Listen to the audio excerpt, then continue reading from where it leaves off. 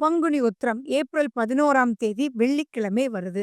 ரொம்ப விசேஷமான ஒரு நன்னாள். அன்னைக்கு நம்ம விரதம் இருக்கிறதுனால நல்ல கணவன், மனைவி கிடைப்பாங்க. அந்யோன்ய வாழ்க்கைக்குள்ள கல்யாணமானவங்க இருப்பாங்க. திருமணம் சம்பந்தமான தடைகள் அனைத்தும் நீங்கும்.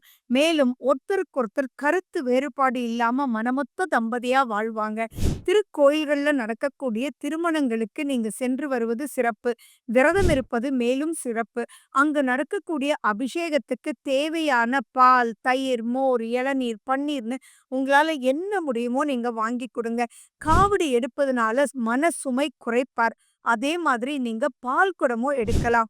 ஜபங்கள் பண்ணலாம், தானங்கள் குடுக்கலாம், விசிறி தானம் குடுக்கலாம், தயிர் சாதம் தானம் குடுக்கலாம், அன்னதானத்துக்கு உங்களால முடிஞ்ச உதவிகள் பண்ணலாம். நீங்க அரசு வழியில அனுகூலம் கிடைக்கிறதுக்கும் மேலும் செல்வ சிறப்போடு வாழ்வதற்கு இது மிக முக்கியமான ஒரு விரதமாகும்.